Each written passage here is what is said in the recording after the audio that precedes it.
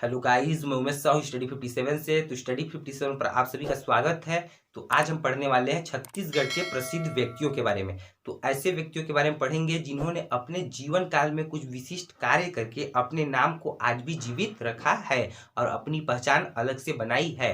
ठीक ना। तो आज की इस वीडियो में हम इन सभी को बहुत ही सिंपल तरीके से जानेंगे, है ना। तो आप वीडियो पूरा अंत तक देखिएगा। वीडियो अच्छा लगे तो लाइक शेयर कर दीजिएगा और अच्छा ना लगे तो कोई बात ही नहीं है। तो चलिए शुरू करते हैं हम। देखिए, पहले जो व्यक्ति थे, ठीक ना, वो अपने जीवन में कुछ विशिष्ट कार्य करके अपनी अलग से पहचान बनाई। ठीक है। और लोग क्या है कि उनको उनके कार्यों के आधार पर उनको नाम दिया करते थे और उनको उस नाम से पुकारते थे या उनको विभिन्न प्रकार की उपाधियां दी जाती थी। जैसे अगर कोई मतलब औरत होती थी तो उनको मीराबाई, लक्ष्मीबाई, है ना, इस टाइप से कुछ मतलब कि विभिन्न प्रकार के नाम दिए जाते थे, है ना। और क्या बोलते हैं, जो पुरुष में है तो उनको जैसे कि किसी को छत्तीसगढ़ का गांधी, तो छत्तीसगढ़ का क्या बोलते हैं सुभाष चंद्र बोस, छत्तीसगढ़ का गुंडाधुर, इस प्रकार के नाम से, या फिर क्या बोलते हैं कि किसी को महावीर, किसी को स्वामी करके नाम से दिया जाता था पहले। ठीक है ना। जैसे कि देखिए, स्वामी आत्मानंद जिनको इस नाम से पुकारा जाता है, उनका क्या नाम था पहले, तो इनका जो मूल नाम था, है ना, मतलब बचपन का नाम था वो तुलेंद्र था। लेकिन इनके विभिन्न प्रकार के विशिष्ट कार्यों की वजह से इनको स्वामी आत्मानंद के नाम से जाना जाने लगा। ठीक है। तो इस अपने जीवन में इस प्रकार का कार्य किए कि इनको इस नाम से जाना जाने लगा। ठीक है। ये खुद अपने नाम को इस प्रकार से नहीं पुकारते थे। ठीक है। मतलब दूसरे लोग इनके नाम को इस प्रकार से दिए। ठीक ना, है ना। मतलब कि देखिए, पर क्या है कि नाम बड़ा नहीं होता है, काम बड़ा होता है। क्या बड़ा होता है? काम बड़ा होता है। ये अपने जीवन में इस प्रकार काम किए कि इनका जो नाम है आज भी है। लेकिन ये था पहले जमाने के व्यक्तियों का। ठीक है। लेकिन आज के जमाने के जो व्यक्ति हैं, ठीक है, तो वो अपने नाम को स्वयं रख लेते हैं, मतलब कुछ भी रख लेते हैं। जैसे अगर गर्ल्स में हो, लड़कियों में हो, तो कोई रख लेगा एंजल प्रिया, है ना, ड्रीम गर्ल, है देख ब्यूटी क्वीन। तो कोई रख लेगा जैसे कि पापा की परी, है ना। और जैसे लड़के होंगे तो लड़के किस प्रकार के नाम रख लेंगे, जैसे कि क्या बोलते हैं सिंगल बॉय, तो कोई रख लेगा कुछ भी रख लेगा इस टाइप से, मतलब है ना, नाम रख लेते हैं। ठीक है। तो वो क्या है कि वो आजकल जो है वो मतलब कि इस प्रकार के कार्य कर रहे हैं और इस प्रकार के नाम स्वयं को रख ले रहे हैं। ठीक है ना। कोई रख लेगा रॉयल, ठीक है, कोई रख लेगा जैसे मेरे तरह, कोई रख लेगा क्या चीज, बादशाह। ठीक है। तो मतलब इस प्रकार के नाम हम स्वयं रख लिए हैं आज। ठीक है। लेकिन पहले जो थे वो क्या थे वो, उनको दूसरे लोग उस नाम से उनके कार्यों के आधार पर उनको नाम रखा जाता था। ठीक है। तो चलिए हम जानेंगे उन्हीं व्यक्तियों के बारे में, है ना, जिन्होंने अपने जीवन में कुछ विशिष्ट कार्य करके अपनी पहचान बनाई और आज भी उनके नाम छत्तीसगढ़ में प्रचलित है। तो हम छत्तीसगढ़ के परिप्रेक्ष्य में पढ़ेंगे। तो छत्तीसगढ़ में जितने भी प्रसिद्ध व्यक्ति हैं उनके बारे में पढ़ेंगे। ठीक है। तो चलिए देखते हैं हम, है ना। तो सबसे पहले हम देखेंगे स्वामी आत्मानंद के बारे में। ठीक है। तो हम यहाँ पर जितने भी महत्वपूर्ण व्यक्ति हैं, प्रसिद्ध व्यक्ति, उनके बारे में हम यहाँ पर जानेंगे। ठीक है। तो देखिए, इनके अगर स्वामी आत्मानंद है तो इनसे जुड़ी जो विभिन्न प्रकार की विशिष्ट जानकारी है, ठीक है, महत्वपूर्ण जानकारी, उनको हम जानेंगे। ठीक है। तो देखिए, ये जो स्वामी आत्मानंद है, इनका जन्म कहाँ हुआ था, तो बरबंदा में। कहाँ हुआ था? बरबंदा में। और ये कहाँ है? रायपुर में। और कब हुआ था? 1938 में। ठीक है ना। ये जो स्वामी आत्मानंद जो है ना, उनका जन्म कहाँ हुआ था, तो बरबंदा, रायपुर में। कब हुआ था? 1938 में। ठीक है। इनका जो बचपन का नाम था, मूल नाम था, वो क्या था? तुलेंद्र। क्या नाम था? तुलेंद्र। ठीक है। जिनको आज स्वामी आत्मानंद के नाम से जाना जाता है, उनका मूल नाम क्या था? तुलेंद्र। लेकिन इनके विभिन्न प्रकार के विशिष्ट कार्यों की वजह से इनको आज स्वामी आत्मानंद के नाम से जाना जाता है। ठीक है। इनके जो गुरु थे वो कौन थे? स्वामी विरजानंद। कौन थे गुरु इनके? स्वामी विरजानंद। ठीक है। तो स्वामी आत्मानंद के जो गुरु थे वो कौन थे? स्वामी विरजानंद। ठीक ना। देखिए, इनका नाम स्वामी आत्मानंद कैसे पड़ा, तो बताता हूं आपको मैं, है ना। देखिए, जैसे कि ये जो थे, ठीक है ना, ये रामकृष्ण परमहंस जो थे, है ना, मतलब इन्होंने जो भी मतलब कि क्या बोलते हैं लिखी थी बातें, मतलब जो भी इन्होंने ज्ञान दिया था, ठीक है, स्वामी रामकृष्ण परमहंस ने जो भी मतलब क्या किया था, ज्ञान दिया था, ठीक है ना, शिक्षा दी थी, उन्हीं को क्या किए अपने जीवन काल में इन्होंने उतारा। ठीक है, देखिए रामकृष्ण मिशन के जो संस्थापक है वो कौन है? स्वामी विवेकानंद। कौन है? स्वामी विवेकानंद। ठीक है, लेकिन छत्तीसगढ़ में देखिए इसी रामकृष्ण परमहंस के जो थे, ठीक है, मतलब जो भी शिक्षा थी उनको क्या किया इन्होंने, स्वामी आत्मानंद ने अपने जीवन में उतार कर, मतलब जितने भी मतलब दुखी लोग वर्ग के थे, पीड़ित वर्ग के लोग थे, है ना, उनको एक समान समझकर उनके मतलब समस्याओं को दूर करने का प्रयास किया जाता है। किसमें? राम कृष्ण मिशन में क्या किया जाता है कि जो भी मतलब दुखी लोग हैं, पीड़ित लोग हैं, है ना, उनके मतलब कि इस प्रकार की समस्याओं से उनको बाहर निकाला जाता है। ठीक है, तो इन्होंने क्या किया था, स्वामी आत्मानंद ने रायपुर में 1958 में और नारायणपुर में 1985 में इन्होंने रामकृष्ण मिशन की स्थापना की थी। ठीक है, रामकृष्ण मिशन की स्थापना स्वामी विवेकानंद ने की थी। ठीक है, लेकिन छत्तीसगढ़ में रामकृष्ण मिशन का स्थापना किसने किया था? तो स्वामी आत्मानंद ने। किसने किया था? स्वामी आत्मानंद ने। इसी कारण इनको, है ना, तुलेंद्र से क्या क्या नाम दिया जाता है? स्वामी आत्मानंद। ठीक है, स्वामी विवेकानंद ने रामकृष्ण मिशन की स्थापना की थी। ठीक है ना, पूरे भारत में। लेकिन छत्तीसगढ़ में इसका स्थापना किसने किया था? तो तुलेंद्र ने किया था, है ना। और इस तुलेंद्र जी ने किया था, इसी कारण इनको स्वामी विवेकानंद जैसा ही एक नाम दिया गया। क्या चीज? स्वामी आत्मानंद। नहीं तो इनका बचपन का नाम क्या था? तुलेंद्र। अब ये जो स्वामी आत्मानंद थे, तुलेंद्र जो थे, वो कौन थे? तो देखिए वो जो थे वो महात्मा गांधी जो थे ना, उनके क्या बोलते हैं, उनके साथ जो बच्चा था एक ठो डंडा पकड़ के महात्मा गांधी जी को खींचता था, चलाता था। ठीक है, वही बच्चा था कौन? तुलेंद्र। ठीक है, वही बच्चा था स्वामी आत्मानंद, जो महात्मा गांधी जी को क्या किया था, मतलब उनके डंडे को पकड़कर, ठीक है, उनको चलाते थे जब वो चलने नहीं सकते थे। ठीक है, तो वही थे आत्मानंद, जिन्होंने जो महात्मा गांधी से बहुत ज्यादा जुड़े हुए थे। ठीक है ना, वही थे आत्मानंद। ठीक है, और इन्होंने क्या किया था? रामकृष्ण मिशन की स्थापना की थी रायपुर में और नारायणपुर में। रायपुर में कब किए थे? तो 1958 में, और नारायणपुर में कब किए थे? 1985 में। ठीक है, तो हमने यहाँ पर जाना, है ना। उसके पश्चात देखिए संत वल्लभाचार्य जी के बारे में देखते हैं, है ना। जो संत वल्लभाचार्य जी हैं, इनका जन्म कहाँ हुआ था? तो चंपारण रायपुर में, है ना। जो वल्लभाचार्य जी का जन्म कहाँ हुआ था? चंपारण रायपुर में, है ना। कब हुआ था? 1479 ईस्वी में। ठीक है, 1479 ईस्वी में हुआ था, चंपारण रायपुर में, है ना। और इन्होंने अपने जीवन में क्या कार्य किया, है ना, कि ये प्रसिद्ध है आज भी। तो देखिए ये जो है ना, इन्होंने मतलब क्या बोलते हैं, कौन से धर्म को अपनाया? वैष्णव धर्म के कृष्ण मार्गी शाखा के, ठीक है, कृष्ण मार्गी शाखा को, है ना। ये जो वल्लभाचार्य जी हैं, ठीक है, इन्होंने क्या चीज को अपनाया था? कौन से धर्म को अपनाया था? तो वैष्णव धर्म के कृष्ण मार्गी शाखा को। ठीक है, जैसे आप शाखाओं के बारे में जानेंगे तो एक राम मार्गी शाखा था और दूसरा कृष्ण मार्गी शाखा। ठीक है, मतलब कि देखिए ऐसे मतलब कि व्यक्ति थे जो वैष्णव धर्म को मानते थे, मतलब विष्णु को भगवान मानते थे। ठीक है, अपने जीवन काल में वैष्णव धर्म को ही पूजा करते थे, विष्णु की पूजा करते थे। ठीक है, अन्य देवी देवताओं को मानते होंगे थोड़ा बहुत, लेकिन इनका जो मुख्य था वो कौन था? वैष्णव धर्म के कृष्ण मार्गी शाखा के एक थे। ठीक है ना।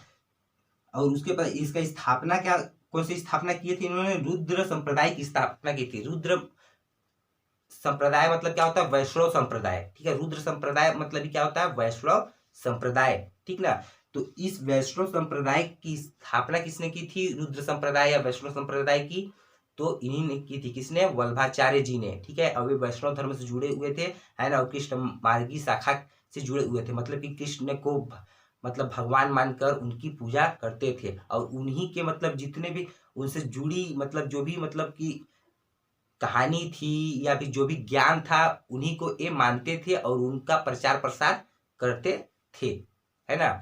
तो हमने यहाँ पर संत वल्लभाचार्य के बारे में देखा कि इनका जन्म कहाँ हुआ था? तो चंपारण रायपुर में। कब? 1479 ईस्वी में। और ये किस धर्म से संबंधित थे? तो वैष्णव धर्म के कृष्ण मार्गी शाखा से। ठीक है, और क्या किया था? तो इन्होंने रुद्र संप्रदाय की स्थापना की थी। ठीक है, इसलिए ये जो है वल्लभाचार्य प्रसिद्ध है। ठीक है, नॉर्मल तरीके से घर में नहीं बैठे रहते थे, नॉर्मल तरीके से घर में बैठे होते तो ये आज प्रसिद्ध नहीं होते। ठीक है, इस प्रकार के विभिन्न प्रकार के कार्य किए, विशिष्ट कार्य किए, जिसके कारण ये प्रसिद्ध है, ठीक ना। उसके बाद देखिए संत गहिरा गुरु, ठीक है, संत गहिरा गुरु जो है ना, वो क्यों प्रसिद्ध है ना। तो देखिए संत गहिरा गुरु है, इनके बारे में देखते हैं हम कि देखिए इनका जो जन्म है 1905 में हुआ था, ठीक है, जब बंगाल का विभाजन हुआ था, ठीक है, छत्तीसगढ़ में, उसी समय इनका जन्म हुआ था 1905 में। और कहाँ हुआ था, तो लैलूंगा, और लैलूंगा कहाँ है, रायगढ़ में, ठीक है। तो देखिए जो संत गहिरा गुरु है उनका जन्म 1905 में हुआ था, कहाँ, लैलूंगा, रायगढ़ में, ठीक ना। और इनका जो मूल नाम था वो क्या था, रामेश्वर, ठीक है ना। इनका देखिए मूल नाम क्या था, रामेश्वर, लेकिन इन्होंने अपने जीवन में किस प्रकार के कार्य किए कि इनका नाम संत गहिरा गुरु पड़ा। क्या पड़ा, संत गहिरा गुरु, है ना। इनका नाम तो रामेश्वर था, लेकिन इन्होंने अपने जीवन में क्या कार्य किया, है ना, जिनके कारण इनको संत गहिरा गुरु के नाम से जाना जाता है, ठीक है। देखिए इनका जो मूल नाम था क्या था, रामेश्वर था, है ना। और ये कौन सी जनजाति संबंधित थे, तो कंवर जनजाति से, ठीक है। एक क्वेश्चन पूछा भी गया है, ये क्वेश्चन क्या कोई भी क्वेश्चन पूछ सकता है, ठीक है, पूछने के बाद वो क्वेश्चन इंपॉर्टेंट हो जाता है ना। पहले से कोई क्वेश्चन इंपॉर्टेंट नहीं होता, पूछने के पश्चात मतलब कोई एग्जाम में अगर पूछते हो क्वेश्चन, तो वो क्वेश्चन जो है वो इंपॉर्टेंट हो जाता है, महत्वपूर्ण हो जाता है, वही बन जाता है, ठीक ना। तो देखिए कौन सी जनजाति से संबंधित थे संत गहिरा गुरु, तो कंवर जनजाति थे, ठीक ना। देखिए इन्होंने अपने जीवन में क्या कार्य किया, तो देखिए आदिवासी, ठीक है, आदिवासी उत्थान के क्षेत्र में एक उल्लेखनीय कार्य किए, ठीक है।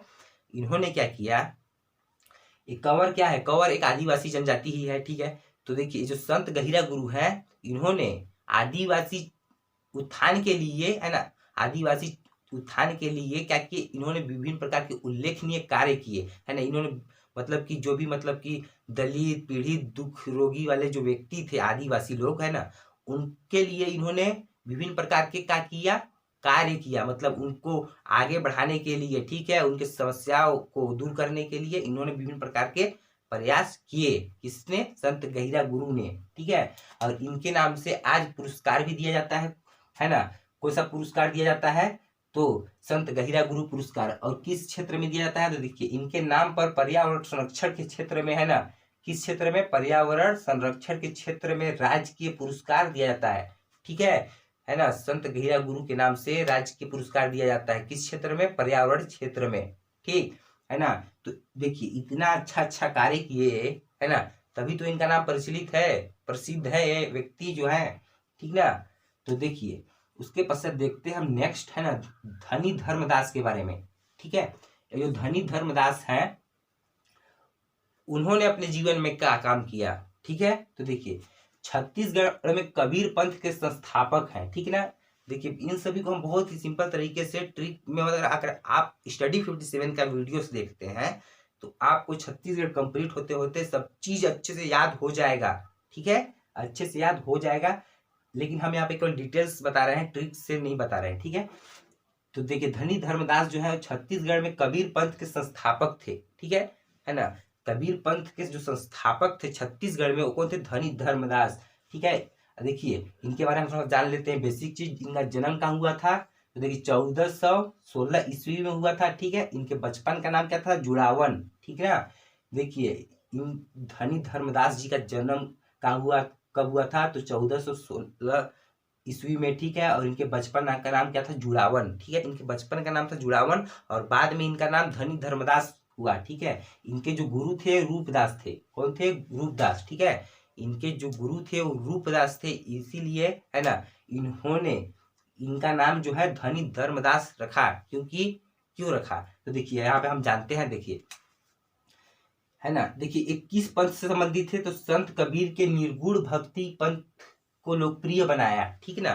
देखिए कबीर जी किस लिए प्रसिद्ध है, क्योंकि वो जो है निर्गुण भक्ति शाखा को मानते थे, ठीक है। मतलब किसी भी, मतलब एक ईश्वर को क्या बोलते हैं, रख कर नहीं पूजा करते थे, एक इस प्रकार से मानते थे कि सब जगह ईश्वर हैं, ठीक है ना। हम किसी का भी पूजा करें, ठीक है, मतलब किसी विष्णु का पूजा है, किसी शिव जी का पूजा है, किसी राम जी का स्पेशल, है ना, किसी भी चीजों का, मतलब किसी भी देवता का स्पेशल पूजा नहीं करते थे, ठीक है। वो होते थे निर्गुण भक्ति शाखा, ठीक है, मतलब कि ईश्वर के निराकार रूप की ये पूजा करते थे। क्या करते थे, कबीर जो थे, कबीर, है ना, वो क्या करते थे, ईश्वर के निराकार रूप की पूजा करते थे। और उनके जितने भी मतलब अनुयायी हुए, ठीक है, उनके जितने भी उनके क्या बोलते हैं मार्ग पर चलने वाले लोग हुए, वो भी ईश्वर के निराकार भक्ति रूप की पूजा करते थे। ठीक है ना। तो जो धनी धर्मदास है वो कबीर पंथ के संस्थापक है, मतलब एक कबीर पंथ की तरह ही क्या किए मतलब कि कबीर पंथ की तरह ही ईश्वर के निराकार रूप का पूजा किए और उनका प्रचार प्रसार किए। ठीक है, उनका प्रचार प्रसार किए कि मतलब ईश्वर जो है वो एक नहीं है, मतलब ईश्वर के अनेक रूप है या फिर ईश्वर के कोई रूप नहीं है, ईश्वर का बस पूजा करते रहो। ठीक है ना। तो ये जो थे उस किस पंथ संबंधित थे, संत कबीर के निर्गुण भक्ति पंथ के लोकप्रिय बनाया इन्होंने। ठीक ना। और उपलब्धि देखिए, ये छत्तीसगढ़ के प्रथम सशक्त कवि कहलाते हैं। ठीक है, ये क्या कहलाते हैं, छत्तीसगढ़ के प्रथम सशक्त कवि कहलाते हैं। कौन, धनी धर्मदास। ठीक ना। और इन्होंने क्या किया, संत कबीरदास की रचनाओं के संकलन करता है। ठीक ना, है ना। जैसा कि मैंने बताया कि ये जो थे धनी धर्मदास, वो कबीर के मार्गों पर, मतलब कबीर के द्वारा जो भी ज्ञान था या जो भी प्रकार की रचनाएं थी, जैसे कबीर जी का जो है क्या चीज, साखी शबद रामायणी। ठीक है ना, साखी शबद रामायणी जो है उनका रचना है ना। तो उसमें जो भी लिखा उन्होंने, ठीक है, उसी मार्ग पर एक चलते थे। कौन, धनी धर्मदास। ठीक है, और मतलब उनके विभिन्न प्रकार के शिष्य हुए। ठीक है, उनमें से एक शिष्य थे धनीदास। ठीक है, और ये बाद में शिष्य हुए और ये छत्तीसगढ़ के परिप्रेक्ष्य में शिष्य हुए। ठीक है ना। तो इन्होंने संत कबीरदास की रचनाओं को संकलन किया, मतलब कि एक बुक में। ठीक है, इन्होंने संकलन किया। और किस बुक में, तो भक्ति चिंतामणि। ठीक है, इनका एक बुक है धनी धर्मदास का, कौन सा, भक्ति चिंतामणि। ठीक है, उसी में इन्होंने कबीरदास की रचनाओं को संकलन किया है। ठीक है ना, इसलिए मतलब ये धनी धर्मदास आज भी प्रसिद्ध है। ठीक ना। उसके बाद देखिए फादर ऑस्कर टी लोर। ठीक है, पांचवा देखते हैं, फादर ऑस्कर टी लोर। ये जो है ये प्रसिद्ध क्यों है। ठीक है ना। ये नाम थोड़ी होता है बड़ा, काम बड़ा होता है, और अपने काम की वजह से अपने नाम को बड़ा कर लिए। ठीक है, तो इन्होंने देखिए क्या किया, फादर ऑस्कर टी लोर ने ये जो है इन्होंने प्रचार प्रसार किया किसका, ईसाई धर्म का। ठीक है, तो छत्तीसगढ़ में ईसाई धर्म को प्रसारित करने वाले, प्रचार करने वाले एक प्रथम क्या थे, प्रचारक थे। ठीक है, ईसाई धर्म को प्रचार करने वाले छत्तीसगढ़ में प्रथम प्रचारक कौन थे, तो यही थे फादर ऑस्कर टी लोर। ठीक है, और ये कहाँ के रहने वाले हैं, तो देखिए विश्रामपुर सूरजपुर। ठीक है, अपना एरिया है विश्रामपुर सूरजपुर। ठीक ना, तो जो विश्रामपुर है वो सूरजपुर जिले में पड़ता है। ठीक है, इसी क्षेत्र में इन्होंने क्या किया कार्य, इन क्षेत्र में क्या हुए, धरती पर आए। ठीक है, कब, 1868 ईस्वी में। ठीक है, और इन्होंने क्या किया, फादर ऑस्कर टिलोर ने ईसाई धर्म का प्रचार प्रसार किया। ठीक है, तो ईसाई धर्म का प्रचार प्रसार किया, है ना, जिसके कारण ये प्रसिद्ध हुए। ठीक है ना। तो गाइस हमने यहाँ तक जाना, उसके पश्चात देखते हैं हम नेक्स्ट प्रसिद्ध व्यक्तियों को, है ना। तो गाइस अब हम देखते हैं छत्तीसगढ़ के अन्य प्रसिद्ध व्यक्तियों को। गुरु घासीदास। ठीक है, तो गुरु घासीदास मतलब कि क्यों प्रसिद्ध है, इनके बचपन का नाम क्या था, है ना, और बाद में इनका नाम गुरु घासीदास पड़ा। ठीक है ना, क्या कार्य किए विशिष्ट इन्होंने अपने जीवन काल में कि इनका नाम गुरु घासीदास पड़ा। देखिए जन्म, ज्ञान प्राप्ति, निर्वाण, बचपन का नाम, पिता का नाम, माता का नाम, पत्नी, पुत्र, गुरु। ठीक है ना। तो ये तो सभी के होते हैं, हर किसी के माता पिता पुत्र पत्नी गुरु, है ना, ज्ञान प्राप्त करता है, हर कोई करता है। ठीक है, लेकिन हर किसी के बारे में तो होता नहीं है। ठीक है ना, हर कोई तो प्रसिद्ध होता नहीं है। मतलब ये क्यों प्रसिद्ध हुए, ठीक है, ये क्यों प्रसिद्ध हुए, इन्होंने अपने जीवन काल में क्या कार्य किया ऐसा। तो देखिए चलिए अब शुरू करते हैं हम इनके बारे में। जो गुरु घासीदास जी हैं, ठीक ना, इनके बचपन का नाम क्या था, गंगाराम। ठीक है, जो कि एक घसिया परिवार से थे। ठीक है ना। ये जो गुरु घासीदास हैं इनके बचपन का नाम था गंगाराम और बाद में इनका नाम गुरु घासीदास पड़ा। ठीक ना। देखिए इनका जन्म कब हुआ था, तो 18 दिसंबर को। ठीक ना, हर साल 18 दिसंबर को क्या मनाया जाता है, गुरु घासीदास जयंती। ठीक है, हर साल प्रति वर्ष जो है वो 18 दिसंबर को क्या मनाया जाता है, गुरु घासीदास जयंती, इन्हीं के जन्म दिवस पर। ठीक ना, तो क्यों मनाया जाता है भाई, क्या काम किए अपने जीवन में कि मनाया जाता है ना। हर किसी के नाम में तो मनाया जाना चाहिए, लेकिन इनके नाम पर मतलब इस प्रकार से, मतलब अन्य जो क्या बोलते हैं महान पुरुष हैं उनके नाम पर ही कुछ न कुछ मनाया जाता है, जैसे गांधी जी के जन्म पर गांधी जयंती, ठीक है, इस प्रकार से। तो इनके नाम पर क्यों मनाया जाता है, तो देखिए इन्होंने क्या कार्य किया था इनके बारे में हम जानेंगे अच्छे से। तो इनका जन्म हुआ था 18 दिसंबर 1756 में। कहाँ हुआ था, गिरौदपुरी, और गिरौदपुरी का है बलौदा बाजार में, ठीक ना। तो यहाँ इनका जन्म हुआ था, ठीक है। और इन्होंने ज्ञान की प्राप्ति कहाँ से की थी, तो गिरौदपुरी से, ठीक है ना। जन्म हुआ था इनका गिरौदपुरी में, और ज्ञान की प्राप्ति भी कहाँ की थी, गिरौदपुरी में। कहाँ, तो औरा जो बोलते हैं ना, आंवला वृक्ष, ठीक है, तो आंवला वृक्ष के नीचे इन्होंने ज्ञान प्राप्त किया था, ठीक ना। और निर्वाण की प्राप्ति कहाँ हुई थी, तो 1836 में भंडारपुरी बलौदा बाजार में, ठीक है। निर्वाण की प्राप्ति मतलब मोक्ष की प्राप्ति हो जाना, ठीक है, मतलब कि जिसे बोलते हैं ना स्वर्ग में चले जाना, ठीक है, मतलब कि अपने स्वर्ग में चले जाना, मतलब कि अब कुछ अच्छा काम करके मतलब कि निर्वाण प्राप्ति कर लेना, ठीक है। मोक्ष की प्राप्ति मतलब होता ही निर्वाण, ठीक है। तो इन्होंने निर्वाण प्राप्ति कहाँ की थी, तो भंडारपुरी में, ठीक है, 1836 में, है ना।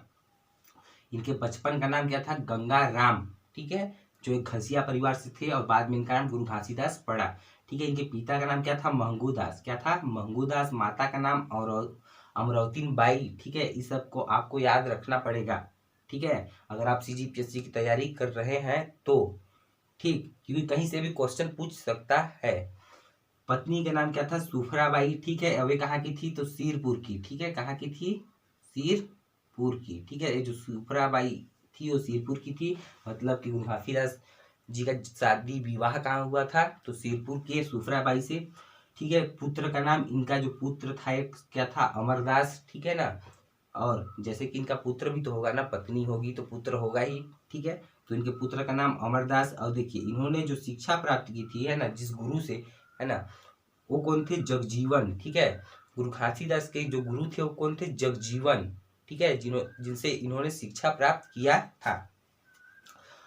आप अगर किसी से शिक्षा प्राप्त कर रहे हैं, चाहे वो किसी भी क्षेत्र में, ठीक है, अगर आप इंस्टाग्राम चलाना सीख रहे हैं, तो इंस्टाग्राम चलाने में आपकी जो मदद करता है ना, आपको बताता है, वही आपका गुरु है, ठीक है। उसी प्रकार इनका जो गुरु है, जो भी इनको शिक्षा दिए, है ना, वो कौन थे, जगजीवन, ठीक है।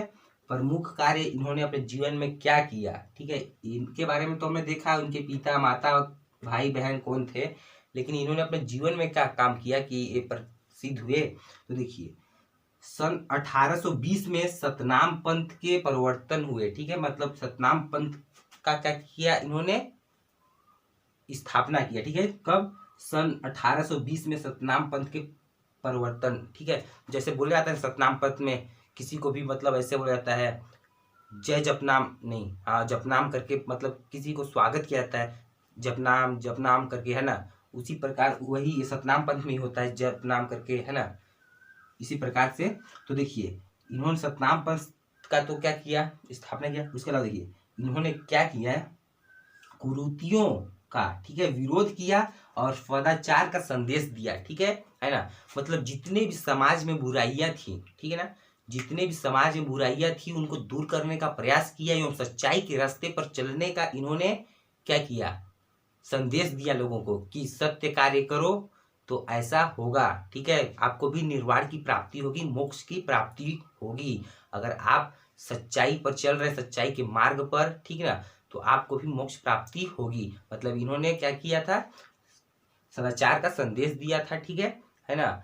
उसके अलावा इन्होंने कुरीतियों का विरोध किया, जितने भी समाज में बुराई थी उनको दूर करने का प्रयास किया। इसी कारण जो ये है वो संत ये क्या बोलते हैं, गुरु घासीदास प्रसिद्ध हुए, ठीक है। और इनका जो बचपन का नाम था वो गंगाराम था, लेकिन इनको बाद में गुरु घासीदास के नाम से जाना जाता है, ठीक है ना, इनके विशिष्ट कार्यों की वजह से। नहीं तो पत्नी तो हर किसी की होती है, पति भी हर किसी का होता है, तो वो लोग फेमस नहीं होंगे। कुछ अपने जीवन काल में अच्छे कर्म करो, ठीक है, अच्छे काम करो, मतलब जैसे कि अच्छे काम करो, मतलब कि दूसरे का भला करो, इस प्रकार से भला करो कि आपका नाम हो आने वाले इतिहास जब बनेगा तब।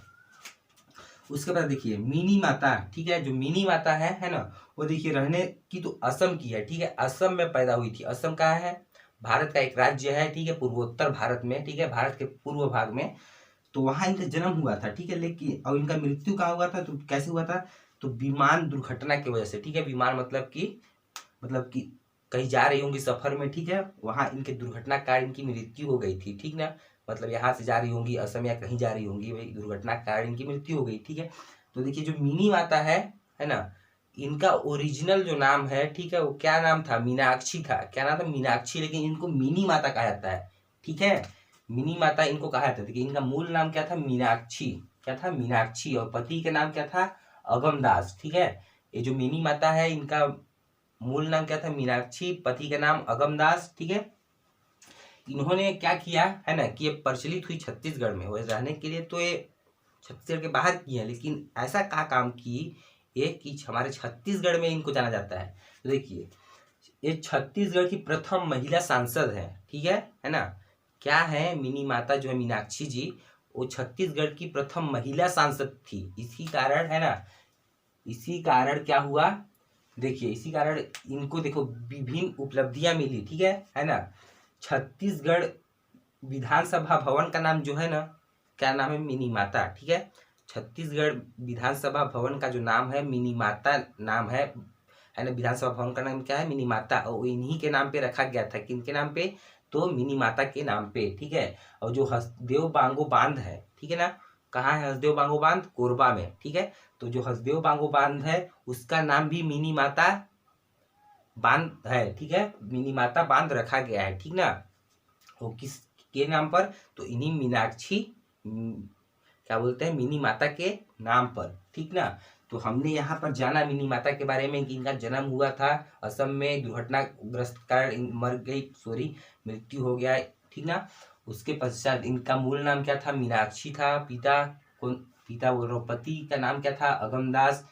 उपलब्धि मतलब ये अपने जीवन में किस प्रकार का कार्य की, तो क्या हुआ, तो छत्तीसगढ़ की प्रथम महिला सांसद बनी, ठीक है ना। और छत्तीसगढ़ का जो विधानसभा भवन का नाम है इन्हीं के नाम पर पड़ा, और जो कोरबा में जो क्या बोलते हैं बांगो बांध है वो भी इनके नाम पर पड़ा, ठीक है ना। तो यहाँ हमने इनके बारे में जाना। उसके बाद देखिए दुलार सिंह मंदराजी, ठीक है ना। ये दुलार सिंह मंदराजी जो है लोक कला के क्षेत्र में प्रसिद्ध है, ठीक है, क्या है, लोक कला के क्षेत्र में प्रसिद्ध है, ठीक है ना। देखिए इनका जन्म कहाँ हुआ था, तो रवेली ग्राम में, कहाँ हुआ था, रवेली ग्राम, और ये कहाँ है, राजनांदगांव में, ठीक है ना।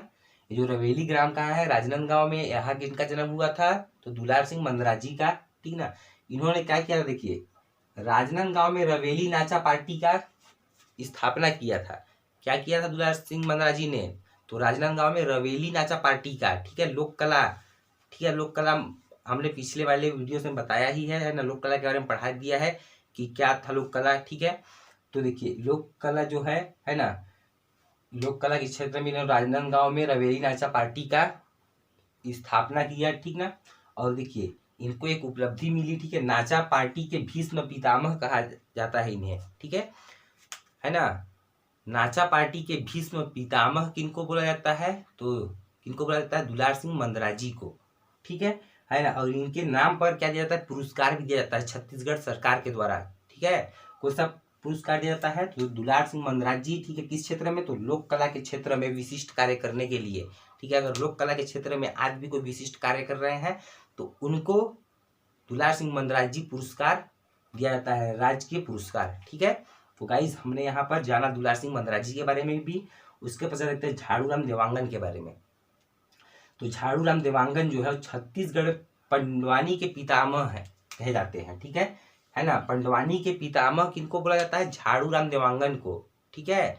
और नाचा पार्टी के जो भीष्म पितामह बोला जाता है किनको बोला जाता है, तो दुलार सिंह मंदराजी को, ठीक है। तो पंडवानी के पितामह किनको बोला जाता है, झाड़ूराम देवांगन को। अब ये किस क्षेत्र संबंधित थे, तो पंडवानी में वेदमती शैली से, ठीक है, पंडवानी में वेदमती शैली से संबंधित थे, है ना। देखिए पंडवानी जो थी वो दो शैलियों में विभक्त थी, एक कपालिक दूसरा वेदमती, ठीक है। हमने लोक कला के वीडियो में देख ही रखा है, आप यहाँ पर भी देख लीजिए कि जो पंडवानी थी वो दो भागों में विभक्त थी, है ना। मतलब कि एक थे वेदमती से संबंधित, दूसरा कपालिक। कपालिक से जो थे है ना उसमें क्या था, कपालिक में क्या था, तो नृत्य एवं गायन दोनों हुआ करता था। वेदमती में केवल क्या होता है, गायन, ठीक है। और कपालिक में गायन एवं नृत्य दोनों होता है। देखिए उपलब्धि, देखिए झाड़ूराम देवांगन जी को उपलब्धि क्या मिला है, तो पांडवानी को अंतर्राष्ट्रीय स्तर तक प्रतिष्ठित करने का श्रेय मिला है, ठीक है ना। इन्होंने क्या किया, किसने, झाड़ूराम देवांगन जी ने तो पांडवानी को अंतर्राष्ट्रीय स्तर तक पहुंचाया, ठीक है। अंतर्राष्ट्रीय स्तर पर इन्होंने पांडवानी को पहुंचाने का प्रयास किया, ठीक है, किसने, झाड़ूराम देवांगन जी ने, ठीक। तो गाइस हमने यहाँ तक देखा, उसके पश्चात देखते हैं हम अब नेक्स्ट, है ना, जितने प्रसिद्ध व्यक्ति हैं उनको। तो गाइस अब हम देखते हैं आगे तीजन बाई के बारे में देखते हैं, है ना। तो तीजन बाई कौन थी, तो तीजन बाई जो थी वो झाड़ूराम देवांगन की शिष्य थी, ठीक है। झाड़ूराम देवांगन की क्या थी, शिष्य थी, ठीक ना। और इनका जन्म कहाँ हुआ था, तो दुर्ग में, ठीक है। तो तीजन बाई क्या थी, ये झाड़ूराम देवांगन की शिष्य थी, मतलब कि ये भी पांडवानी से संबंधित थी, ठीक है। जैसे झाड़ूराम देवांगन पांडवानी से संबंधित थे, तो उनके शिष्य भी तो पांडवानी से संबंधित होंगे ना। तो जैसे तीजन बाई क्या है, इनका जन्म कहाँ हुआ, दुर्ग में, और ये जो है वो कपालिक शैली से संबंधित थी, ठीक है। पांडवानी के कपालिक शैली से संबंधित थी। झाड़ूराम देवांगन जो थे वो वेदमती शैली से संबंधित थे, और उनकी जो शिष्य थी वो किस क्षेत्र से संबंधित थी, तो कपालिक शैली से, ठीक है। इनके गुरु का नाम क्या था, झाड़ूराम देवांगन, ठीक ना। देखिए इनकी उपलब्धि क्या है, तो देखिए पांडवानी को अंतर्राष्ट्रीय स्तर तक पहुंचाने का श्रेय इनको भी दिया जाता है और झाड़ूराम देवांगन को भी, ठीक है। तो किसी को भी ऑप्शन में पूछ सकता है, ठीक है, कि पांडवानी को अंतर्राष्ट्रीय स्तर तक पहुंचाने का श्रेय किसको दिया जाता है, तो झाड़ूराम देवांगन को भी, और क्या बोलते हैं, तीजन बाई को भी, ठीक है। तो यहाँ पर हमने जाना तीजन बाई के बारे में, और उसके अलावा तीजन बाई को भी पद्म भूषण, पद्म विभूषण, पद्म श्री से सम्मानित किया गया है। तो वो मैं आपको क्या बोलते हैं पुरस्कार वाले वीडियोस में अच्छे से याद करा दूंगा, ट्रिक के साथ भी, है ना। अब इसके अलावा क्या है इनके बारे में, तो मनमोहना पांडवानी मंडली का नाम था इनके, ठीक है। इन्होंने एक मंडली का क्या किया था, एक मंडली बनाई थी, ठीक है ना। पांडवानी मंडली का इनका एक नाम था, क्या चीज, मनमोहना, है ना।